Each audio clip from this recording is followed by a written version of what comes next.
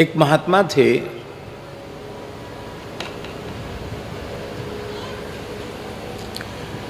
परम पूज्य ब्रह्मचारी श्री रामधारी जी महाराज। हमने दर्शन नहीं किया उनका, उनकी चित्र छवि का दर्शन किया है। शुक तीर्थ में विराजते थे। वर्तमान में जो हनुमत धाम वाले ब्रह्मचारी जी हैं, परम पूज्य श्री केशवानंद सरस्वती जी, उनके पूज्य गुरुदेव। बाद में संन्यास उन्होंने जगत गुरु शंकराचार्य जी से लिया। बड़े अद्भुत महापुरुष थे रामधारी जी महाराज। गुफा थी उनकी, 20-20 घंटे एक आसन से बैठते थे महाराज जी। 20 घंटे सिद्धासन में बैठना, 20 घंटे पद्मासन में बैठना, यदि गोमुखासन में बैठ गए तो 20 घंटे गोमुखासन में बैठना। अब वज्रासन में बैठ गए तो 20 घंटे वज्रासन। जिस आसन में बैठ गए फिर उसको बदलते नहीं थे। आसन जय था उनको, प्राण जय था। लंबे समय तक केवल गोघृत और शहद, उसी का शास्त्रीय विधि से सेवन करके उनका जीवन चला। कुछ भी नहीं लेते थे, केवल घृत, वो भी अल्प मात्रा में, और घृत और शहद बराबर नहीं लिए जाते हैं, तो उस पद्धति से उसके अनुपात के अनुसार थोड़ा शहद लेते।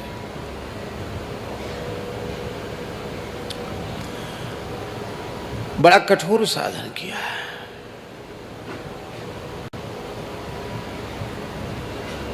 योगी थे वो, योगाभ्यास परायण थे।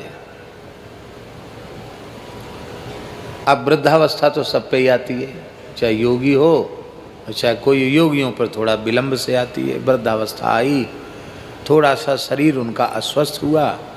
डॉक्टरों ने कहा कि इनको चिकित्सालय में भर्ती कराने की आवश्यकता है।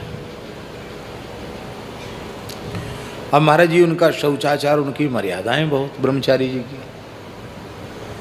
डॉक्टर बड़े श्रद्धालु थे। एक कक्ष को पूरे को गोबर गोमूत्र से छिड़काव किया गया, जल से धुलाया, गंगा जल का छिड़काव किया, नया तखत, नई चौकी, नया कंबल, क्यों फोम वोम पर नहीं बैठते थे, उस पर सारी व्यवस्था उनके आचार विचार के अनुरूप व्यवस्था की गई। पर शरीर इस स्थिति में था कि उनको वो शौच भी अपने आप नहीं जा सकते थे, उनको सहारे की जरूरत पड़ती थी। हाथ में भी कुछ पीड़ा थी, ठीक से शुद्धि भी नहीं कर सकते थे। तो उनके जो शिष्य थे, अभी जो ब्रह्मचारी जी, यही ब्रह्मचारी जी की युवावस्था थी, तो वो सब शुद्धि करते थे उनकी। तो शुद्धि करते, अशुद्धि के बाद, शौच के बाद जो शुद्धि की जाती है, और इसके बाद महाराज जी वो मिट्टी मंगाते। तो इस हाथ में इतने बार, फिर इसको धोना, फिर इस हाथ में इतनी बार, फिर दोनों हाथों की इतनी बार, फिर पैर तक हाथ में, तो पैर में मिट्टी लगाओ। दुनिया भर की मिट्टी और पानी वहाँ हॉस्पिटल के कक्ष में ही टब रखा जाता, तो उसी में सब करते। तो एक दिन ब्रह्मचारी जी ने उनसे हाथ जोड़कर कहा, बोले गुरुजी क्षमा करना, अपराध, जिज्ञासा है। क्या? आप तो, एक तो आप अस्वस्थ हैं, फिर आप वृद्ध हैं, रुग्ण हैं, और आप तो मल का स्पर्श ही नहीं करते, तो इतनी मिट्टी, इतना पानी, इतनी बार कुल्ला, ये सब क्यों करते हैं?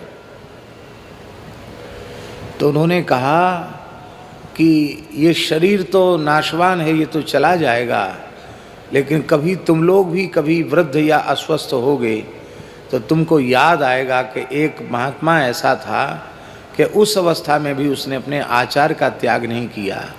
तो तुम कुछ तो कम से कम शौचाचार का पालन करोगे, हम यहाँ कुछ नहीं करेंगे तो तुम तो एकदम म्लेच्छ हो जाओगे। इसलिए हम जानते हैं, हमें अब आवश्यकता भी नहीं रह गई है, लेकिन केवल तुम लोगों को सिखाने के लिए, तुम लोगों को प्रेरणा देने के लिए मैं इतनी मिट्टी और जल का प्रयोग करता हूँ। शास्त्री जी, आचार प्रथमो धर्म और आचार प्रभवो धर्म।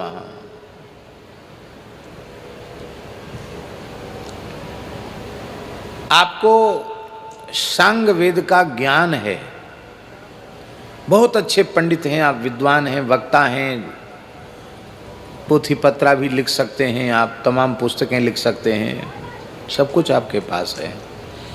पर यदि आप स्वयं आचारहीन हैं तो आचारहीनम न पुनन्ति वेदाः, आचारहीन व्यक्ति को वेद भी पवित्र नहीं कर सकते हैं। कतेरी राम राम, वेद की ऋचाएं साक्षात भगवान का रूप है, पवित्र नहीं कर पाएंगे।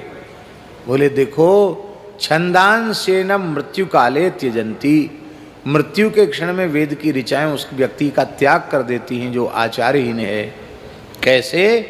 बोले नीडम शकुंता इव पक्ष जाता, जैसे पंख उग जाने के बाद पक्षी घोंसले छोड़कर उड़ जाते हैं, ऐसे ही उसका ज्ञान मृत्यु के समय काम में नहीं आता।